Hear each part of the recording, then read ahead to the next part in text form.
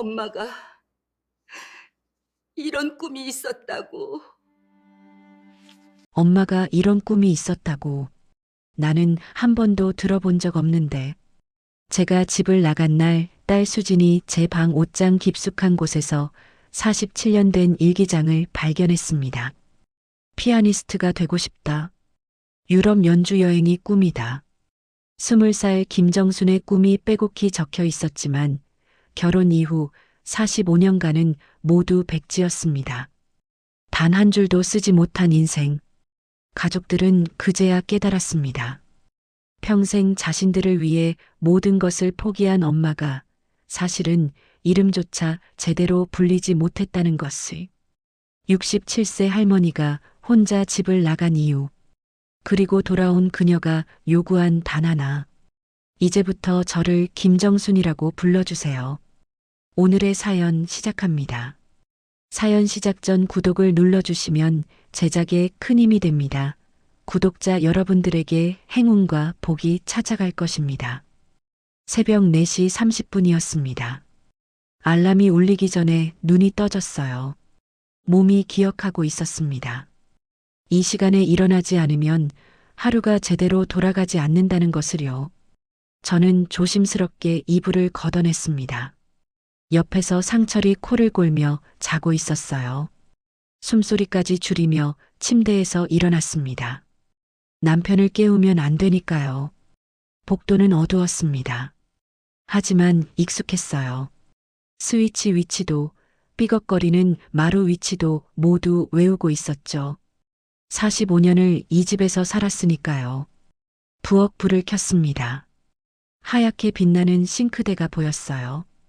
어젯밤 설거지를 끝내고 닦아둔 그대로였습니다. 오늘은 제사와 돌잔치가 겹쳤지. 냉장고를 열었습니다. 어제 손질해둔 나물과 고기를 꺼냈어요.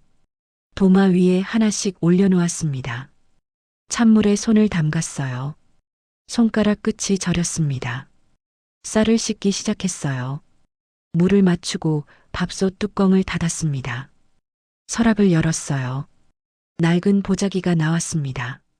45년 전 시어머니에게 물려받은 자수 보자기였어요. 매화자수가 새겨진 보자기였죠. 하지만 지금은 때가 묻고 해졌습니다. 모서리는 실밥이 풀려 있었어요. 보자기로 제기를 하나하나 꺼냈습니다. 정성스럽게 닦았어요. 보자기를 만지는데 이상한 기분이 들었습니다. 이 보자기가 나갔네. 해지고 발에서 원래 색깔도 모르겠어요. 저도 그랬습니다. 원래 제가 어떤 사람이었는지 기억이 잘 나지 않았어요. 어머니 물. 뒤를 돌아봤습니다. 손자 준이가 서 있었어요. 졸린 눈으로 저를 보고 있었습니다. 어머, 깼니? 잠깐만. 냉장고에서 보리차를 꺼냈어요. 컵에 따라 준이에게 건넸습니다. 준이 이마에 땀이 맺혀 있었어요. 준이야, 어디 아파? 손등으로 이마를 짚어봤습니다. 미열이 있는 것 같았어요. 아니요. 그냥 목말라서요.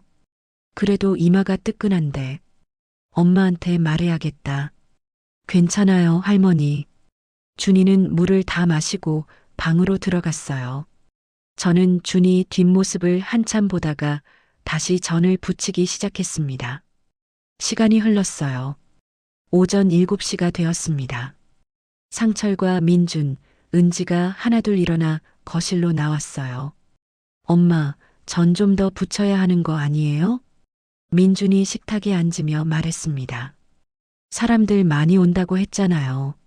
알았어, 더 할게. 다시 부엌으로 돌아갔어요. 기름 튀는 소리가 지지직 울렸습니다. 아무도 고맙다는 말을 하지 않았어요. 아무도 수고했다는 말을 하지 않았습니다. 제사 시간이 되었어요. 저는 제일 구석진 자리에 앉았습니다. 고개를 숙이고 절을 했어요. 제사상 한가운데 시아버지 사진이 놓여 있었습니다. 상철과 민준이 먼저 큰 절을 했어요. 일어섰습니다. 저는 마지막까지 무릎을 꿇고 앉아 있었어요. 제사가 끝났습니다. 상철과 민주는 거실 소파에 앉았어요. 텔레비전을 켰습니다.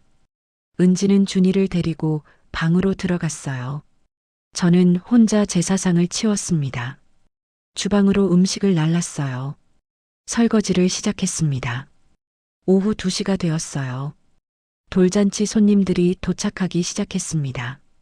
현관 초인종이 계속 울렸어요. 어머니, 음식 좀 더 내오세요. 은지가 주방 문을 열며 말했습니다. 알았어. 접시에 전을 담았어요. 거실로 나갔습니다. 화려한 잔치상이 차려져 있었어요. 민준과 은지가 준이를 안고 사진을 찍고 있었습니다. 손님들이 박수를 쳤어요. 저는 주방에서 그 모습을 잠깐 봤습니다. 다시 설거지를 시작했어요. 아, 처음 뵙네요. 누군가 제 옆에 섰습니다. 친척 중 한 명이었어요. 성함이 어떻게 되세요? 순간 멈칫했습니다. 저는 민준이 엄마예요. 아니, 본명 말이에요. 아, 그러니까. 은지가 다가왔어요. 어머니 바쁘시니까 제가 안내할게요. 은지가 그 친척을 거실로 데려갔습니다. 저는 그 자리에 서 있었어요. 내 이름이 뭐였지? 손이 떨렸습니다. 수세미를 꽉 쥐었어요. 잔치가 끝났습니다. 저녁 8시가 넘었어요. 모든 손님이 돌아갔습니다. 거실과 주방이 난장판이었어요. 상철이 소파에 누웠습니다. 내일 아침은 간단하게 해. 나도 피곤하니까. 응. 민준과 은지가 준이를 데리고 방으로 들어갔어요. 어머니, 저희 먼저 들어갈게요. 준이 재워야 해서요. 그래, 들어가. 혼자 주방에 남았습니다. 설거지를 시작했어요. 찬물에 손을 담갔습니다. 손가락이 저렸어요. 허리가 아팠습니다. 하지만 익숙했어요. 거실 시계가 밤 11시를 가리켰습니다. 마지막 그릇을 닦았어요. 행주로 물기를 닦았습니다. 선반에 올려놓았어요. 싱크대에 기댔습니다. 천장을 올려다봤어요. 나는 언제 마지막으로 내 이름을 들었을까? 67년을 살아왔습니다. 결혼 전 친정에서 불렸던 정수나 이후로요. 단 한 번도 누군가 제 이름을 부른 적이 없었어요. 침실로 돌아왔습니다. 상철이 코를 골며 자고 있었어요. 이불을 덮고 누웠습니다. 잠이 오지 않았어요. 조용히 일어났습니다. 서재로 갔어요. 오래된 서랍을 열었습니다. 먼지가 날렸어요. 호적 등본을 꺼냈습니다. 달빛이 창문으로 들어왔어요. 호적 등본을 펼쳤습니다. 김정순, 1958년 4월 12일. 제 이름이었어요. 손가락으로 천천히 따라 썼습니다. 김정순, 나는 김정순인데. 목소리가 떨렸어요. 왜 아무도 이렇게 부르지 않을까? 호적 등본을 다시 서랍에 넣었습니다. 침실로 돌아왔어요. 이불을 덮었습니다. 눈을 감았어요. 하지만 잠이 오지 않았습니다. 제삿날 다음 날 아침이었어요. 여느 때처럼 새벽에 일어났습니다. 아침상을 차렸어요. 하지만 온몸이 무거웠습니다. 손목과 허리에서 찌릿한 통증이 느껴졌어요. 밥상을 들고 거실로 나갔습니다. 발을 헛디뎌 그릇이 흔들렸어요. 가까스로 중심을 잡았습니다. 아무도 보지 못했어요.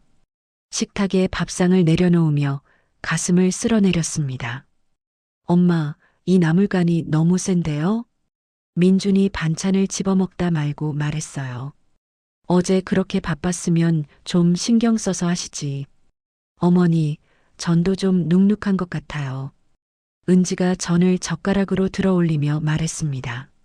냉장고에 넣어뒀다가 다시 데우셨어요? 미안해, 다음엔 더 조심할게. 숟가락을 든 손에 힘이 들어가지 않았어요.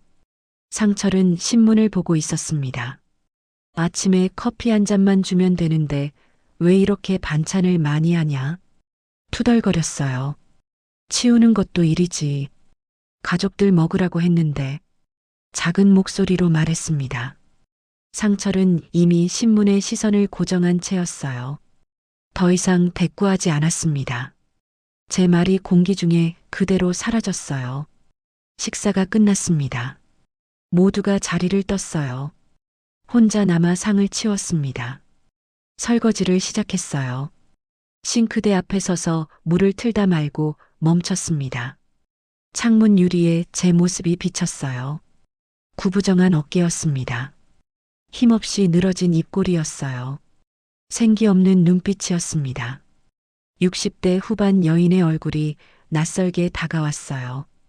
한참 동안 그 얼굴을 응시했습니다. 오후가 되었어요. 빨래를 개며 거실 소파에 앉아 있었습니다. 민준에게서 전화가 왔어요. 엄마, 오늘 저녁 회식이라 늦을 것 같아요. 응? 은지도 야근이래요. 준이 좀 봐주실 수 있죠? 오늘은 몸이 좀 말하려는 순간이었습니다. 감사합니다, 엄마. 민준이 전화를 끊어버렸어요. 핸드폰을 내려다보며 한참을 멍하니 앉아 있었습니다. 준이를 돌봤어요. 밥을 먹였습니다. 기저귀를 갈았어요. 재웠습니다. 할머니, 물. 준이가 말했어요. 할머니라는 호칭이 귓가에 맴돌았습니다. 제 이름을 완전히 지워버린 것 같았어요. 씁쓸한 미소를 지었습니다. 자장가를 불렀어요. 노래를 부르다 멈췄습니다. 나는 누구일까? 준이가 잠들었어요. 조용히 아이 옆에 누워 천장을 바라봤습니다. 저녁 9시가 넘었어요. 민준 부부가 돌아왔습니다. 준이 잘 재웠어. 밥은 먹고 다니니?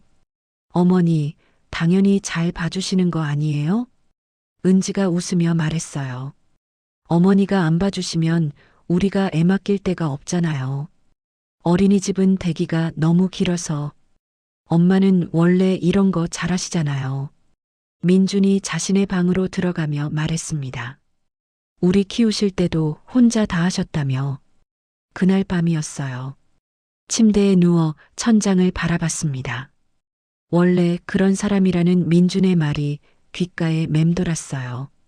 평생 원래 그런 사람으로 규정되어 살아왔다는 사실이 가슴을 짓눌렀습니다. 눈물이 볼을 타고 흘러내렸어요. 옆에서 자는 남편을 깨울까봐 이불을 입에 물었습니다. 소리 없이 울었어요. 베갯잎이 축축하게 젖어들었습니다. 다음 날 오전이었어요. 오래된 옷장 깊숙한 곳을 정리했습니다. 먼지 쌓인 작은 상자를 발견했어요. 열어봤습니다. 47년 전 제가 쓰던 일기장이 나왔어요. 대학교 합격 통지서도 있었습니다. 김정순 피아노 교습소라고 적힌 명함도 있었어요. 젊은 시절 피아노 발표회 사진도 있었습니다. 그것들을 보는 순간이었어요. 20살 김정순이 꿈꾸던 모든 것들이 파노라마처럼 스쳐 지나갔습니다. 사진 속 제 모습을 한참 들여다봤어요. 환한 미소를 짓고 있었습니다. 일기장을 펼쳤어요. 결혼 전까지는 빼곡히 적혀 있었습니다. 대학 합격했다. 피아노 콩쿠르 입상. 학원 차리고 싶다. 유럽 연주 여행 가고 싶다. 하지만 결혼 이후로는 백지였어요. 한 장 한 장 넘겼습니다. 지난 45년간 단 한 줄도 쓰지 못했다는 사실을 깨달았어요. 가슴속 깊은 곳에서부터 뜨겁고 뻐근한 무언가가 치밀어 올랐습니다. 일기장을 꽉 움켜쥐었어요.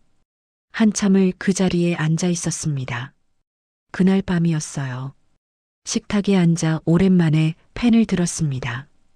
백지였던 페이지에 오늘 날짜를 적어 넣었어요. 손이 떨려 글씨가 흐트러졌습니다. 2025년 4월 23일. 나는 김정순이다. 67년을 살았지만 단 한 번도 나로 살아본 적이 없다. 한 문장을 쓰는데 20분이 걸렸어요. 펜을 놓았습니다. 한참을 멍하니 앉아 있다가 일기장을 덮었어요. 다음 날 아침이었어요. 평소처럼 밥을 했습니다. 상을 차렸어요. 식구들이 아무렇지 않게 밥을 먹는 모습을 봤습니다. 내가 사라져도 이 사람들은 알까? 상철이 말했어요. 오늘 점심은 집에서 먹을게. 골프 약속 취소됐어. 오늘은 내가 약속이 있어서 못해. 처음으로 그렇게 말했습니다. 식탁의 공기가 순간 얼어붙었어요. 민준이 수저를 든 채 동작을 멈췄습니다. 무슨 약속? 상철이 신문을 내리며 물었어요. 친구 만나기로 했어. 엄마가 무슨 친구가 있어요? 민준이 웃으며 말했습니다. 집에서 쉬세요. 피곤하실 텐데. 나도 친구 있어. 목소리를 높였어요. 나도 밖에 나가고 싶을 때 있어. 가족들이 당황한 표정으로 서로를 쳐다봤습니다. 어머니 요즘 이상하신 것 같아요. 은지가 작게 속삭였어요. 오후가 되었습니다. 처음으로 혼자 집 밖으로 나갔어요. 동네 공원 벤치에 앉았습니다. 하늘을 바라봤어요. 나는 언제부터 나를 잃어버렸을까? 주변을 지나가는 사람들을 봤습니다. 모두 어딘가로 가는 목적이 있어 보였어요. 저만 갈 곳이 없는 것 같았습니다. 공허함이 밀려왔어요. 벤치에서 일어났습니다. 무작정 걷기 시작했어요. 오랜만에 이렇게 아무 목적 없이 걷는 것이 낯설었습니다. 하지만 묘하게 자유롭게 느껴졌어요. 해질 무렵 집으로 돌아왔습니다. 민준이 현관에서 기다리고 있었어요. 엄마, 어디 갔다 왔어요? 전화도 안 받고. 친구 만난다고 해서 기다렸는데 점심도 못 먹었잖아요. 그냥 바람 쐬러 나갔었어. 미안하다. 엄마, 요즘 이상하세요. 민준이 말했습니다. 병원 가봐야 하는 거 아니에요? 갱년기 지나도 우울증 같은 거 올 수 있대요. 걱정 섞인 눈빛이었어요. 하지만 그 속에는 불편함이 더 컸습니다. 저녁 식사 자리였어요. 국을 떠먹다 말고 입을 열었습니다. 나도 내 이름으로 불리고 싶어? 조심스럽게 말했어요. 갑자기 무슨 소리냐? 상철이 황당하다는 듯 말했습니다. 우리가 당신을 무시한 적 있어? 어머니, 저희가 어머니를 무시한 적 있나요? 은지가 반문했어요. 항상 감사하게 생각하고 있는데 엄마가 갱년기인가 우울증인가. 민준이 혼잣말처럼 중얼거렸습니다. 진짜 병원 가봐야겠다. 더 이상 말을 이어가지 못했어요. 입을 다물었습니다. 숟가락을 놓았어요. 그날 밤 새벽 2시였습니다. 잠들지 못하고 일어났어요. 거실로 나갔습니다. 달빛이 환하게 들어오는 창가에 섰어요. 호적 등본과 옛 일기장을 꺼냈습니다. 낡은 자수 보자기도 꺼냈어요. 바닥에 펼쳐놓았습니다. 이제는 나를 위해 살고 싶다. 그 생각이 마음속 깊은 곳에서부터 단단하게 뿌리내렸어요. 보자기에 바랜 매화 자수를 손끝으로 쓰다듬었습니다. 다음 날 오전이었어요. 가족들이 모두 외출했습니다. 작은 여행 가방을 꺼냈어요. 옷까지 몇 벌을 넣었습니다. 일기장을 넣었어요. 호적 등본을 넣었습니다. 젊은 시절 피아노 교습소 명함을 넣었어요. 발표회 사진도 넣었습니다. 마지막으로 자수 보자기를 가방 위에 올려놓았어요. 이건 이제 그들에게 돌려줘야지. 중얼거렸습니다. 고혈압 약통을 확인했어요. 가방에 넣었습니다. 식탁 위에 메모지를 꺼내 놓았어요. 펜을 들었습니다. 처음엔 미안하다는 말을 쓰려다 지웠어요. 고맙다는 말도 지웠습니다. 며칠 혼자 있고 싶어? 걱정하지 마. 마이너스 정순. 자신의 이름을 서명처럼 적는 것이 어색했어요. 하지만 묘하게 당당하게 느껴졌습니다. 메모지를 테이블 한가운데 놓았어요. 가방을 들었습니다. 현관문을 열었어요. 뒤를 돌아봤습니다. 45년을 살아온 집의 풍경이 눈에 들어왔어요. 거실 장롱, 식탁, 소파, 벽에 걸린 가족 사진. 낯설게 느껴졌습니다. 나는 여기서 정말 행복했을까? 대답을 찾지 못했어요. 문을 닫았습니다. 엘리베이터를 탔어요. 1층 버튼을 눌렀습니다. 손끝이 차갑지만 떨림 없이 단호했어요. 엘리베이터가 내려갔습니다. 거울에 비친 제 얼굴을 똑바로 바라봤어요. 터미널에 도착했습니다. 매표소 앞 시간표를 봤어요. 어디로 가야 할지 망설여졌습니다. 평생 가족의 일정만 챙기며 살아왔어요. 제가 가고 싶은 곳이 어딘지조차 명확하지 않았습니다. 강릉, 속초, 부산. 지명들을 번갈아 봤어요. 한참을 서성였습니다. 지나가는 사람들은 모두 목적지가 있어 보였어요. 저만 표류하는 것 같았습니다. 불안감이 밀려왔어요. 벤치에 주저앉았습니다. 핸드폰이 울렸어요. 화면에 박영수라는 이름이 떴습니다. 민준의 장인어른이었어요. 명절 때마다 마주치며 서로의 고단함을 나누던 사이였죠. 전화를 받았습니다. 정순 씨, 혹시 지금 어디세요? 박영수가 물었어요. 제가 민준이한테 전화 받았는데 집 나오셨다고. 터미널이요. 잠시 망설이다 대답했습니다. 박영수 씨는요? 저도 터미널입니다. 서울 고속버스 터미널요. 놀랐어요. 저도 거기요. 전화를 끊었습니다. 매표소 앞을 둘러봤어요. 박영수가 보였습니다. 작은 가방을 들고 서 있었어요. 박영수가 먼저 다가왔습니다. 이런 우연이. 쓸쓸하게 웃었어요. 정말 그러네요. 어색하게 벤치에 나란히 앉았습니다. 잠시 침묵이 흘렀어요. 저도 집에서 나왔습니다. 박영수가 먼저 고백했어요. 저도요. 작게 대답했습니다. 아내를 3년 전에 보내고 혼자 살다가 작년부터 딸네 집에 얹혀 살았는데 박영수가 말을 이었어요. 짐이 된 것 같더라고요. 맨날 눈치만 보고. 저는 45년을 가족 뒷바라지만 하다가 제 차례였습니다. 문득 제 이름이 뭔지도 모르겠더라고요. 우리 나이에 가출이라니 웃기죠. 박영수가 말했어요. 하지만 저는 가출이 아니라 출가라고 생각합니다. 나를 찾아 떠나는 거니까요. 고개를 끄덕였습니다. 저도 같은 생각이에요. 나는 평생 누구의 엄마, 누구의 아내였지 김정순이었던 적이 없었어요. 저도 마찬가지입니다. 박영수가 공감했어요. 박영수로 산 게 아니라 누구 아버지, 누구 남편, 누구 사위로만 살았죠. 잠시 후였습니다. 그럼 우리 같이 가실래요? 박영수가 제안했어요. 혼자보단 둘이 낫지 않겠습니까? 서로 말동무도 되고. 어디로 가시는데요? 망설이다 물었습니다. 모릅니다. 그냥 가고 싶은 곳으로요. 정순 씨는 가고 싶은 곳 있으세요? 문득 생각났어요. 젊은 시절 피아노 발표회 후 친구들과 가보려다 못 간 동해 바다가요. 바다요. 저는 바다에 가보고 싶어요. 젊었을 때 한 번도 못 가봤거든요. 좋습니다. 저도 바다 좋아합니다. 박영수가 일어섰어요. 아내가 살아있을 때 한 번 가자고 했는데 못 갔어요. 매표소로 갔습니다.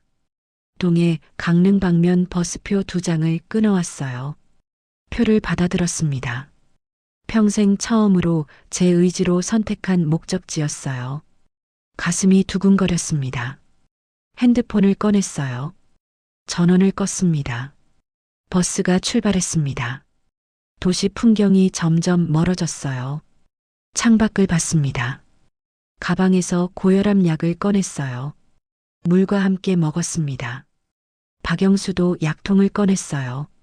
당뇨약을 먹었습니다. 우리 나이에는 약이 필수죠. 그러게요. 근데 집에선 약 먹는 것도 눈치 봤는데 여기선 편하네요. 서로를 보며 피식 웃었어요. 버스 안에서 이야기를 나눴습니다. 박영수는 자식들 집을 전전하며 짐처럼 살았던 이야기를 했어요. 손주 봐주고 집안일 하다가도 아빠는 좀 쉬세요라는 말에 담긴 미묘한 거부감을 느꼈던 이야기였습니다. 저는 평생 제 이름으로 불린 적 없이 살아온 이야기를 했어요. 피아노 교습소를 차리고 싶었지만 포기했던 이야기도요. 서로의 상처를 나눴습니다. 버스는 고속도로를 달렸어요. 동해안으로 향했습니다. 해가 졌어요. 버스가 강릉의 작은 해안 마을에 도착했습니다. 터미널 근처 낡은 여관에 방을 각각 잡았어요. 저녁 드시러 가실까요? 박영수가 물었습니다. 해변가 작은 식당에 들어갔어요. 메뉴판을 봤습니다. 뭐 드시고 싶으세요? 박영수가 물었어요. 평생 처음이었습니다.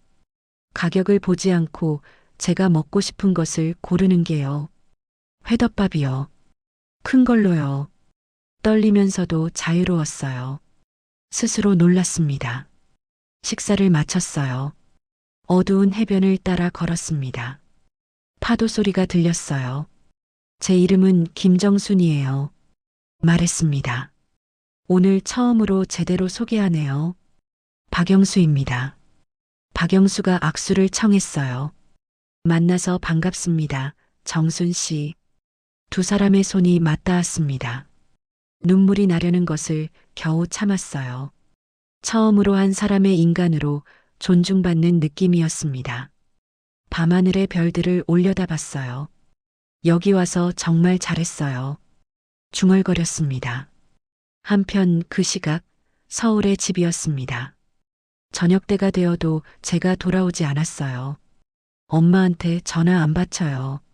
민준이 불안해하며 상철에게 말했습니다. 조금만 기다려보자. 친구 만난다고 했잖아. 상철이 대답했어요. 하지만 밤 8시가 넘어도 연락이 없었습니다. 여보, 식탁 위에 뭔가 있어. 상철이 메모지를 발견했어요. 손을 떨며 읽었습니다. 며칠 혼자 있고 싶어? 걱정하지 마. 마이너스 정순. 얼굴이 창백해졌어요. 엄마가 왜 이래요? 민준이 소리쳤습니다. 정말 집 나간 거예요? 며칠이 뭐예요? 어머니가 요즘 이상하시더니 결국. 은지가 말끝을 흐렸어요. 혹시 치매 초기 증상 아닐까요? 치매는 무슨. 상철이 소파에 주저앉았습니다. 당신은 멀쩡해. 그냥 화가 나서 나간 거야. 민준이 급히 전화를 걸었어요. 수진아, 엄마가 집 나가셨어. 빨리 와. 30분 후 수진이 집으로 왔습니다. 엄마가 진짜 집 나가신 거야? 어디 가셨대? 모르겠어. 그냥 혼자 있고 싶다는 메모만 남기고. 민준이 대답했어요. 오빠 엄마한테 평소에 어떻게 했는데? 수진이 소리쳤습니다. 당연한 것만 바라고. 나는 잘못한 거 없어. 민준이 되받아쳤어요. 엄마가 갑자기 이상해진 거야. 둘은 거실에서 언성을 높였습니다. 다들 조용히 해. 상철이 중재했어요. 지금 중요한 건 엄마를 찾는 거야. 하지만 그의 목소리도 떨리고 있었습니다. 오빠, 아빠, 엄마 방 좀 찾아봐야겠어요. 수진이 제 방으로 들어갔어요. 뭔가 단서가 있을 거예요. 옷장을 열었습니다. 서랍을 하나하나 뒤졌어요. 은지도 따라 들어가 같이 찾았습니다. 옷장 깊숙한 곳에서 먼지 쌓인 상자를 발견했어요. 수진이 상자를 열었습니다. 47년 전 대학 합격 통지서가 나왔어요. 피아노 콩쿠르 입상 상장도 있었습니다. 교습소 명함도 있었어요. 젊은 시절 피아노 발표회 사진도 있었습니다. 백지로 남은 일기장도 있었어요. 수지는 그것들을 하나하나 꺼냈습니다. 손이 떨렸어요. 엄마가 이런 거 하셨어? 믿을 수 없다는 표정이었습니다. 이게 어머니세요? 은지가 발표회 사진을 보며 놀라 물었어요. 젊은 제 모습이 환하게 웃고 있었습니다. 수진이 일기장을 펼쳤어요. 결혼 전 제가 쓴 글들을 읽었습니다. 피아니스트가 되고 싶다. 유럽 연주 여행이 꿈이다. 내 학원을 차리고 아이들을 가르치고 싶다. 엄마가 이런 꿈이 있었다고? 충격받은 표이었어요. 나는 한 번도 들어본 적 없는데 결혼 이후 45년간 백지로 남은 페이지들을 넘겼습니다. 눈물이 차올랐어요. 거실로 나갔습니다. 오빠, 아빠, 이것 좀 봐요. 일기장과 서류들을 가족들에게 건넸어요. 민준이 일기장을 읽었습니다. 점점 얼굴이 창백해졌어요. 나는 당신이 이런 꿈이 있었는지 몰랐어. 상철도 대학 합격 통지서를 보며 주저앉았습니다. 어머니가 이렇게 실력이 있으셨는데 우리가 은지가 콩쿠르 입상 상장을 보며 말을 잇지 못했어요. 한 번도 피아노 치는 거 본 적 없잖아요. 우리가 엄마를 가둔 거네. 민준이 중얼거렸습니다. 45년 동안 엄마의 꿈을 다 빼앗은 거야. 고개를 떨구며 자책했어요. 우리는 엄마를 단 한 번도 김정순으로 본 적이 없었어. 수진이 말했습니다. 그냥 엄마, 할머니, 며느리로만 봤지. 나는 엄마가 원래 그런 사람인 줄 알았어. 민준의 목이 메었어요. 집안일 좋아하고 가족 돌보는 걸 당연하게 생각하는 바보같이. 나도 마찬가지야. 상철이 고백했습니다. 결혼할 때 당신이 피아노 학원 차리고 싶다고 했는데 내가 집안일이나 잘해라고 했어. 눈물을 흘렸어요. 내가 당신 인생을 망친 거야. 그날 밤이었습니다. 경찰에 실종 신고를 하려 했어요. 엄마는 실종된 게 아니야. 수진이 말렸습니다. 자신을 찾으러 간 거야. 우리가 찾아야 할 사람은 엄마가 아니라 우리 자신이야. 거실에 모여 앉았어요. 진지하게 이야기를 나눴습니다. 엄마를 찾으면 우리가 어떻게 해야 할지. 민주는 종이를 꺼냈습니다. 목록을 적기 시작했어요. 엄마를 제대로 대우하지 못했던 것들이었습니다. 목록이 2페이지를 넘어갔어요. 어머니가 제 옷 빨래하고 제 밥 챙겨주는 걸 당연하게 생각했어요. 은지가 반성했습니다. 한 번도 진심으로 고맙다고 말한 적 없었어요. 오히려 간이 세다, 이게 눅눅하다, 불평만 했죠. 나도 마찬가지야. 수진도 눈물을 흘렸어요. 엄마는 늘 거기 있으니까, 언제나 우리 편이니까 당연하게 생각했어. 엄마도 힘들 수 있다는 생각을 한 번도 안 했어. 엄마한테 고맙다고 말한 게 언제였지? 민준이 자책했습니다. 기억이 안 나. 자정이 넘었어요. 각자의 방으로 들어갔습니다. 하지만 아무도 잠들지 못했어요. 동해안 강릉의 작은 마을이었습니다. 이틀째 아침이었어요. 박영수와 함께 해변을 산책했습니다. 파도 소리가 들렸어요. 이렇게 편한 아침은 처음이에요. 말했습니다. 누구 깨울 걱정도, 밥 걱정도, 설거지 걱정도 없으니까. 맞습니다. 우리도 우리 시간을 가질 자격이 있습니다. 박영수가 공감했어요. 이렇게 바다를 보면서 아무 생각 없이 걷는 것도 사치가 아니에요. 해변 카페에 앉았습니다. 커피를 마시며 오랜만에 여유를 느꼈어요. 오후가 되었습니다. 마을 뒷산을 오르러 가볼까요? 박영수가 제안했어요. 가벼운 등산을 시작했습니다. 평소 운동을 하지 않아 금방 숨이 찼어요. 천천히 가시죠. 우리 나이에 뭐 급할 게 있습니까? 박영수가 손을 내밀었습니다. 부축해줬어요. 그 손을 잡았습니다. 고마워요. 집에선 이렇게 손 잡아주는 사람이 없었는데. 말하다 입을 다물었어요. 정상에 올랐습니다. 마을과 바다를 내려다봤어요. 깊은 숨을 들이쉬었습니다. 하산하는 길이었어요. 갑자기 어지러움이 느껴졌습니다. 나무에 기대어 섰어요. 정순 씨, 괜찮으세요? 박영수가 놀라 물었습니다. 얼굴이 창백하신데. 잠깐만요, 좀. 숨이 이마에 손을 댔어요. 식은땀이 흘렀습니다. 박영수가 저를 나무 아래 앉혔어요. 가방에서 물을 꺼내 건넸습니다. 천천히 마시세요. 약은 드셨어요? 고개를 끄덕였어요. 아침에 먹었는데 아마 무리한 것 같아요. 천천히 하산했습니다. 박영수가 부축해줬어요. 마을 보건소로 갔습니다. 간호사에게 설명했어요. 혈압을 쟀습니다. 평소보다 높게 나왔어요. 혈압이 좀 높으시네요. 약 드셨어요? 간호사가 물었습니다. 먹었는데 잘 안 듣나 봐요. 과로하셨나 봐요. 쉬시면 괜찮으실 거예요. 링거 맞으세요. 보건소 침대로 안내받았습니다. 링거를 맞으며 천장을 바라봤어요. 제가 아프면 안 돼요. 집에. 아니, 나는 집에 안 가. 나는 나를 찾으러 나온 거야. 스스로를 다잡았습니다. 하지만 몸의 신호가 제 의지를 배신하는 것 같았어요. 눈물이 나왔습니다. 정순 씨, 괜찮습니다. 박영수가 옆 의자에 앉아 위로했어요. 몸이 피곤한 거예요. 좀 쉬시면 돼요. 조용히 눈물을 흘렸습니다. 박영수 씨, 저는 평생 아픈 것도 참았어요. 토로했습니다. 가족들 걱정시키면 안 되니까. 나 하나 아픈 게 뭐 대수냐 싶었어요.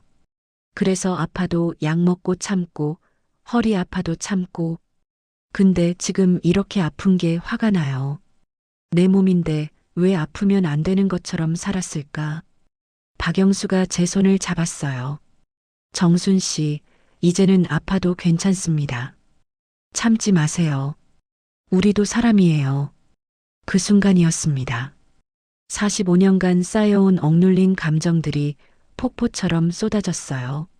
소리 없이 울었습니다. 한편 그 시각 서울에서는 민준이 제 휴대폰 위치를 추적했습니다. 강릉 쪽이라는 것을 확인했어요. 엄마가 강릉에 가신 거예요. 상철과 수진에게 알렸습니다. 바다가 보고 싶으셨나 봐. 세 사람은 급히 차를 몰았어요. 강릉으로 향했습니다. 나는 당신이 바다 좋아하는 것도 몰랐어. 조수석에 탄 상철이 창밖을 보며 말했어요. 한 번도 데려간 적이 없어. 자책했습니다. 엄마가 젊었을 때 친구들이랑 강릉 가려다 못 갔다는 얘기를 한 적이 있어. 뒷좌석에 수진이 말했습니다. 근데 나는 그냥 흘려들었어. 후회했어요. 강릉 터미널에 도착했습니다. 여러 여관과 카페를 돌며 저를 수소문했어요. 아, 그 할머니 어제 오셨어요. 해변가 카페 주인이 말했습니다. 할아버지랑 같이 보건소 쪽으로 가시던데. 보건소요? 민준이 불안해했어요. 엄마가 아프신 건가? 급히 보건소로 향했습니다. 저녁때가 되었어요. 민준 가족이 보건소에 도착했습니다. 김정순이라는 분 계세요? 간호사에게 물었어요. 아, 링거 맞고 계세요. 저쪽이요. 안내받았습니다. 엄마. 민준이 외치며 달려왔어요. 얼굴을 돌렸습니다. 누가 오라고 했어? 차갑게 말했어요. 링거를 맞은 손을 들어 그들을 제지했습니다. 여보. 아니, 정순 씨. 상철이 어색하게 이름을 불렀어요. 침대 옆으로 다가왔습니다. 이제 와서 이름을 불러줘도 소용없어요. 45년 동안 한 번도 안 부르다가. 엄마, 우리가 잘못했어요. 민준이 애원했습니다. 정말 몰랐어요. 돌아가요. 집에서 얘기해요. 돌아가서 뭐해요? 목소리를 높였어요. 다시 그 자리로 돌아가서 엄마, 할머니, 며느리로 살라고요? 나는 김정순이에요. 수진이 눈물을 흘리며 침대 옆에 무릎을 꿇었습니다. 엄마, 우리가 정말 몰랐어요. 엄마가 이렇게 힘든 줄, 꿈이 있었던 줄. 엄마 방에서 일기장 봤어요. 피아노 교습소 하고 싶었던 거, 유럽 여행 가고 싶었던 거 다 봤어요. 봤으면 뭐해? 떨리는 목소리로 외쳤습니다. 몰랐다고 다 용서되는 건 아니야. 너희는 45년 동안 한 번도 나를 제대로 보지 않았어. 나는 사람이야. 이름이 있는 한 사람이라고. 눈물을 흘렸어요. 다음 날 새벽이었습니다. 여관방에서 일어났어요. 창문 너머로 해가 떠오르고 있었습니다. 조용히 가방에서 자수 보자기를 꺼냈어요. 침대 위에 펼쳐놓았습니다. 오랜 세월 가족들을 위해 쌌던 것들이 떠올랐어요. 명절 선물, 아이들 옷까지, 시어머니 유품, 시아버지 제사 음식, 보자기에 바랜 매화 자수를 손끝으로 쓰다듬었습니다. 이제 이 보자기는 내 것이 아니야. 중얼거렸어요. 45년 동안 나를 싸맸으니 이제는 놓아줄 때야. 해변가 벤치에 앉았습니다. 일기장을 펼쳤어요. 펜을 들었습니다. 2025년 4월 27일. 김정순, 67세. 오늘 나는 처음으로 나로 살기로 했다. 늦었지만 아직 늦지 않았다. 쓰기 시작했어요. 정순 씨. 뒤에서 목소리가 들렸습니다. 돌아봤어요. 박영수와 함께 민준 가족이 서 있었습니다. 일기장을 덮었어요. 또 왔어요. 제가 연락받고 모셔왔습니다. 박영수가 조용히 말했습니다. 한 번 더 기회를 주시죠. 민준이 제 앞에 무릎을 꿇었어요. 엄마, 아니, 김정순 씨, 우리가 잘못했어요. 진심으로 사과드릴게요. 45년 동안 정순 씨를 한 사람으로 보지 않았어요. 그냥 엄마, 며느리, 할머니라는 역할로만 봤어요. 은지도 따라 무릎을 꿇었습니다. 어머니, 아니 정순 씨, 저희가 정순 씨를 사람이 아니라 도구처럼 대했어요. 눈물을 흘렸어요. 밥하는 사람, 빨래하는 사람, 애 봐주는 사람으로만 봤어요. 정말 죄송해요. 상철도 천천히 무릎을 꿇었습니다. 정순 씨, 나는 45년 동안 당신과 같은 집에 살면서 당신을 몰랐어요. 목이 메었어요. 당신이 뭘 좋아하는지, 뭘 싫어하는지, 무슨 꿈이 있었는지. 나는 평생 당신을 사랑한다고 말하면서도 단 한 번도 당신 이름을 제대로 불러본 적이 없었어요. 미안해요, 정순 씨. 수진도 무릎을 꿇었어요. 엄마, 아니 정순 씨. 저도 똑같아요.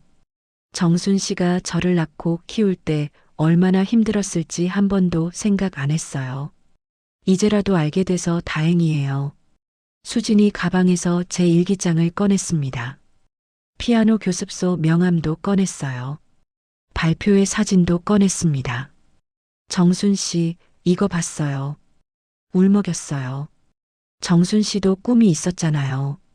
피아니스트가 되고 싶었고, 유럽 여행 가고 싶었고, 학원 차리고 싶었는데, 우리가 그 꿈을 다 빼앗았어요.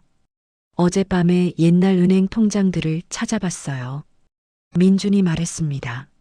엄마가 정순 씨가 새벽 청소 아르바이트 하셨던 거, 우리 학원비 벌려고, 친정 땅까지 파셨던 거, 아빠 사업 실패 때문에 목이 메었어요. 우리가 이제야 알았어요. 박영수도 옆에서 조용히 고개를 끄덕였습니다. 이제 와서 안다고 해서 뭐가 달라져요? 차갑게 말했습니다. 지난 45년이 돌아오나요? 내 젊은 시절이, 내 꿈이 돌아오나요? 목소리가 떨렸어요. 눈물이 고였습니다. 돌아오지 않아요. 그건 우리가 알아요. 수진이 두 손을 모았습니다. 그래서 더 미안해요. 하지만 이제라도 바꾸고 싶어요. 진짜로. 앞으로는 정순 씨를 김정순으로 볼게요. 한 사람으로 존중받을 자격이 있는 사람으로요. 정순 씨가 하고 싶은 거 다 하세요. 민준이 약속했습니다. 우리가 도울게요. 피아노도 다시 배우시고, 여행도 가시고, 뭐든지 하세요. 상철이 주머니에서 호적 등본 복사본을 꺼냈어요. 손이 떨렸습니다. 정순 씨, 이 이름을 제대로 부를게요. 앞으로 매일 아침 일어나서 정순 씨, 좋은 아침이에요라고 부를게요. 45년 늦었지만 이제라도 시작하고 싶어요. 가족들이 함께 제 이름을 불렀습니다. 김정순 씨, 눈에서 눈물이 주르르 흘러내렸어요. 45년간 쌓였던 응어리가 조금씩 풀렸습니다. 고개를 숙인 채 어깨를 떨었어요. 눈물을 닦았습니다. 말로만 하는 건 쉬워요. 집에 돌아가면 다시 똑같아질 거예요. 사람은 쉽게 안 변해요. 정순 씨, 저도 처음엔 그렇게 생각했습니다. 박영수가 조언했어요. 하지만 진심은 통합니다. 한번 기회를 줘보시는 건 어떻습니까? 사람은 깨달으면 변할 수 있습니다. 박영수를 봤습니다. 박영수 씨는요? 집으로 돌아가실 거예요? 저도 한번 돌아가 보려 합니다. 대답했어요. 제 이름으로 다시 시작해 보려고요. 늦었지만 아직 늦지 않았다고 생각합니다. 잠시 망설였습니다. 천천히 고개를 끄덕였어요. 가방에서 자수 보자기를 꺼냈습니다. 민준에게 건넸어요. 이건 이제 너희들이 써. 45년 동안 나는 이 보자기로 너희들의 모든 걸 쌌어. 명절 선물도, 아이 옷도, 제사 음식도. 근데 나는 한 번도 이 보자기에 쌓인 적이 없어. 이제 나는 이 보자기 없이 걸을 거야. 민주는 보자기를 받아들었습니다. 떨리는 손으로 펼쳐봤어요. 엄마, 정순 씨, 이 보자기는 저희가 소중히 간직할게요. 다짐했습니다. 그리고 정순 씨가 이제부터 쌀 새로운 이야기들을 응원할게요. 가슴에 안았어요. 일주일이 지났습니다. 집으로 돌아왔어요. 현관문을 열었습니다. 거실벽에 새로 걸린 액자가 보였어요. 김정순, 예쁜 캘리그래피로 적혀 있었습니다. 그 아래 문구가 있었어요. 이 집의 주인이자 한 사람으로 존중받을 자격이 있는 분. 정순 씨, 이거 선물이에요. 수진이 미소 지었습니다. 우리가 정순 씨 이름을 잊지 않기 위해 만들었어요. 액자를 한참 들여다봤어요. 아침 식사 시간이었습니다. 부엌으로 가려 했어요. 정순 씨, 오늘은 제가 할게요. 상철이 서툴게 계란을 깼습니다. 프라이팬에 넣었어요. 기름이 튀어 당황했습니다. 하지만 포기하지 않았어요. 저도 도와드릴게요. 민준이 식탁을 차렸습니다. 수저를 놓았어요. 정순 씨, 커피 드릴까요? 은지가 물었습니다. 설탕 몇 스푼 넣으세요? 어색하지만 진심이었어요. 뭉클했습니다. 설탕 반 스푼만. 대답했어요.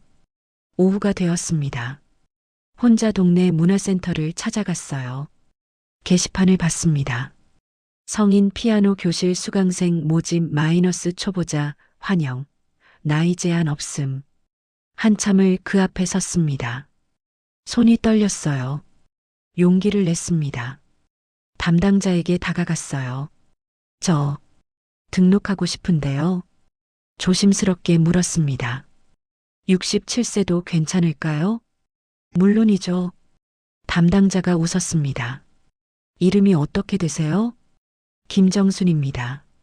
또박또박 대답했어요. 처음으로 제 이름에 자부심을 느꼈습니다. 등록 서류에 제 이름을 정성스럽게 적었어요. 첫 피아노 수업 날이었습니다. 떨리는 손으로 건반을 눌렀어요. 47년 만이었습니다. 도레미파솔을 천천히 연주했어요. 손가락이 뻣뻣했습니다. 하지만 점점 기억이 돌아왔어요. 저도 젊었을 때 피아니스트가 꿈이었어요. 옆자리 여성이 말했습니다. 근데 결혼하고 다 포기했죠. 이제라도 시작하니까 좋네요. 저도요. 45년 만에 다시 치는 거예요. 공감했습니다. 서로의 손을 잡았어요. 이제라도 시작한 우리가 대단해요. 위로했습니다. 수업이 끝났어요. 함께 커피를 마시며 각자의 이야기를 나눴습니다. 저녁 때 집으로 돌아왔어요. 오늘 어디 갔다 오셨어요? 민준이 물었습니다. 피아노 학원 다녀왔어. 오늘 첫 수업이었어. 당당히 말했어요. 진짜요? 민준이 엄지를 치켜들었습니다. 멋있다, 정순 씨. 다음엔 어떤 곡 배우세요? 정순 씨, 나중에 발표회 같은 것도 하세요. 수진이 격려했어요. 우리가 다 가서 응원할게요. 꽃다발도 준비하고 미소를 지었습니다. 그때까지 열심히 연습해야겠다. 대답했어요. 어느 날 저녁이었습니다. 거실에 모여 앉았어요. 제 옛 피아노 연주 영상을 함께 봤습니다. 젊은 시절 대학 축제 영상이었어요. 수진이 친정에서 찾아왔던 거였습니다. 정순 씨, 이렇게 잘 치셨어요? 상철이 감탄했습니다. 나는 진짜 몰랐네요. 쇼팽 연주잖아요. 정순 씨가 이렇게 멋진 사람이었는데 우리가 민준이 말끝을 흐렸어요. 45년 동안 한 번도 제대로 못 봤네요. 가족들은 제 과거를 비로소 제대로 알아가기 시작했습니다. 영상 속 환하게 웃는 젊은 제 모습에 모두 감동했어요. 한 달이 지났습니다. 동네 백일장에 참가했어요. 나는 김정순입니다라는 제목의 짧은 수필을 썼습니다. 수상하지는 못했어요. 하지만 자신의 이야기를 글로 남긴다는 것 자체에 큰 의미를 느꼈습니다. 집으로 돌아왔어요. 일기장을 펼쳤습니다. 2025년 5월 28일. 오늘 나는 김정순으로서 무언가를 해냈다. 백일장에 참가했고 내 이야기를 썼다. 상을 받지 못했지만 상관없다. 나는 내 이름으로 무언가를 했다. 적었어요. 뿌듯했습니다. 일기장을 덮으며 미소 지었어요. 어느 오후였습니다. 거울 앞에 섰어요. 자신을 바라봤습니다. 정순아, 오늘 수고했어. 스스로에게 말을 건넸습니다. 피아노 연습도 열심히 하고 저녁 준비도 수진이랑 같이 했고 잘했어. 거울 속 제 얼굴에는 예전과 달리 생기가 돌았어요. 주름이 깊어졌습니다. 하지만 눈빛은 더 또렷하고 당당해졌어요. 스스로에게 미소를 보냈습니다. 이제 너는 김정순이야. 당당한 김정순. 중얼거렸어요. 그날 밤이었습니다. 일기장 마지막 페이지를 펼쳤어요. 2025년 6월 1일. 나는 67년을 살았지만 진짜 내 인생은 이제 시작이다. 45년 늦었지만 아직 늦지 않았다. 나는 김정순이고 앞으로도 김정순으로 살 것이다. 더 이상 누군가의 엄마, 아내, 며느리로만 살지 않는다. 나는 나다. 썼습니다. 펜을 놓았어요. 창밖을 바라봤습니다. 내일을 기대하는 마음으로 조용히 눈을 감았어요. 침대에 누워 편안한 잠에 빠졌습니다. 다음 날 아침이었어요. 평소보다 조금 늦게 일어났습니다. 누구도 재촉하지 않았어요. 상철이 먼저 일어나 아침상을 차렸습니다. 계란 프라이가 약간 탔지만 정성이 담겨 있었어요. 식탁에 앉았습니다. 정순 씨, 좋은 아침이에요. 상철이 인사했어요. 오늘 날씨 참 좋지요? 정순 씨, 잘 주무셨어요? 민준도 어색하지만 진심 어린 인사를 건넸습니다. 정순 씨, 오늘 피아노 학원 가시죠? 수진이 말했어요. 제가 차로 데려다 드릴게요. 비로소 한 사람으로 이름을 가진 존재로 인정받고 있음을 느꼈습니다. 따뜻한 미소로 화답했어요. 좋은 아침. 고마워요, 다들. 창밖으로 햇살이 들어왔습니다. 가족들과 함께 아침을 먹었어요. 예전처럼 서둘러 치우지 않았습니다. 천천히 음식을 씹었어요. 이제 나는 김정순으로 산다. 당당하게 마음속으로 다짐했습니다. 가족들의 얼굴을 하나하나 바라봤어요. 완벽하지 않지만 노력하는 그들의 모습에 희망을 느꼈습니다.